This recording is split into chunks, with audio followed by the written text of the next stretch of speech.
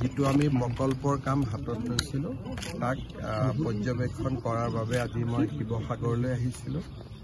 লগতে যোৱা কিছু মাহৰ পৰা ৰংঘৰত যেটো পানী জমা হোৱাৰ এটা সমস্যাৰ সৃষ্টি হৈছে তাৰ সমাধানৰ বাবেও আমি আজি কথা পাতিছোঁ আৰু মই ভাবো যে অহা এমাহ ডেৰ মাহৰ ভিতৰত আমি এটা স্পষ্টভাৱে পানী ওলাই যোৱা ৰাস্তা এটা নিৰ্মাণৰ কাম হাতত ল'ব পাৰিম যাতে অহা বছৰ এই সমস্যাটো নাথাকে আৰু ৰংঘৰৰ প্ৰকল্পটো মোৰ দৃষ্টিত অহা 16 মাহ 18 মাহৰ ভিতৰত সম্পূৰ্ণ হৈ যাব আৰু গোটেই পৰিৱেশটোৱে পৰিৱৰ্তন হ'ব। তলাতল ঘৰৰ প্ৰজেক্টৰ কথা কোৱা হৈছিল। তলাতল ঘৰৰো প্ৰজেক্ট এটাৰ কথা আমি চিন্তা কৰি আছোঁ, কিন্তু অলপ সময় লাগিব। আমি 2-3টা পৰীক্ষা কৰি আছোঁ যে তলাতল ঘৰ আৰু ৰংঘৰক আমি কেনেকৈ ডিৰেক্টলি কানেক্ট কৰিব পাৰোঁ। অকণমান সময় লাগিব, কিন্তু সেইটো আমাৰ চিন্তাত আছে।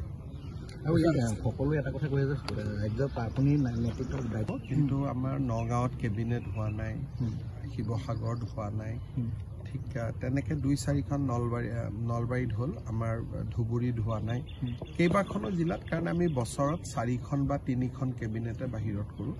এইবাৰো বানপানীৰ সময়ত আমি নকৰোঁ, বানপানীৰ পিছত 3খন জিলাত হ'ব, তাৰ ভিতৰত আমি চাম। সমজিলালৈ নিয়াৰ কথা ভাবিছে নেকি কেবিনেট?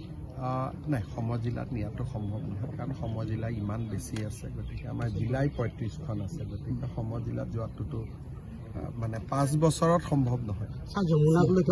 আছে, মই কেতিয়াবা শিৱসাগৰত ৰাতি থকাকৈ আহিলে তাক চাই ল'ম। আৰু এনেই ৱাটাৰ ৰিচোৰ্চ ডিপাৰ্টমেণ্টে সৰু আঁচনি এটা কৰিছে, কিন্তু যিটো ধৰণে শিৱসাগৰৰ মানুহে বিচাৰিছে ব্যাপক আঁচনি এটা, তেনেকুৱা কৰা নাই। কিন্তু এইবাৰ এটা সৰুকৈ তেওঁলোকে আঁচনি এটা। আইন মহাবিদ্যালয়খনৰ কথা কৈছিলে, কিবা অগ্ৰগতি মই বহুত ভিতৰত, আমি যেতিয়া শিৱসাগৰত আহিম তেতিয়া আজি মই স্পেচিফিকেলি আপুনি মৰাণত কৈছিলে ফ'ৰলেনৰ কথাটো কৈছিলে, ফ'ৰলেনত আচলতে ফ'ৰলেনৰ কাম চলি আছে, আগতকৈ বহুত ফাষ্ট হৈছে। কিন্তু এটা কথা যে যিকেইটা কোম্পানীয়ে কৰি আছে, কিছুমান নৰ্মছখিনি যিখিনি কৰিবলৈ লয় তাৰ কাৰণে কেইবাটাও ঘটনা হৈছে ইয়াতে। মই এটাই ক'ব পাৰোঁ যে আমি ফেব্ৰুৱাৰী মাৰ্চ মাহৰ ভিতৰত ফ'ৰলেনটো কমপ্লিট কৰিব খুজিছোঁ। তাৰ পিছত যি ভুল ভ্ৰান্তি আছে লাহে লাহে শুধৰাই থাকিব পাৰিম।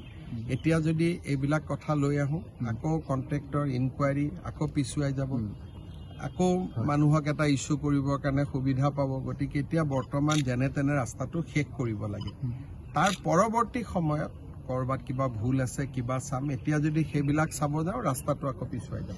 শিৱসাগৰ নাজিৰা আৰু এইফালে যিটো আপুনি 2A দিছিলে, সেই ৰাস্তাবিলাকত মাজে মাজে কাম নোহোৱাৰ কাৰণে ৰাইজ অসন্তুষ্ট হৈ তাৰে মানে এটা দুৰ্ভাগ্য বুলিয়ে ক'ব লাগিব। গোটেই অসমতে ৰাস্তাৰ কামখিনি হৈ আছে, ইয়াতে ধুদৰালিয়ে হওক বান কামত যিটো গতি হ'ব লাগিছিল হোৱা নাই।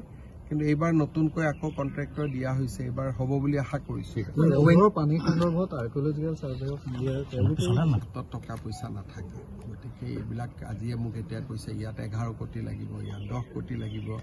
আৰ্কিঅলজিটো ঠিক এইটো কনষ্ট্ৰাকশ্যন ডিপাৰ্টমেণ্ট নহয়, তেওঁলোকে খালি ৰংঘৰটো ৰক্ষা কৰিব লাগে। গতিকে তেওঁলোকৰ লগত হয়তো গোটেই ভাৰততে ইমান বাজেট নাই, গতিকে এইখিনি কাম ৰাজ্য চৰকাৰে নকৰিলে তেওঁলোকে কৰিব নোৱাৰে। ONGC গোটেই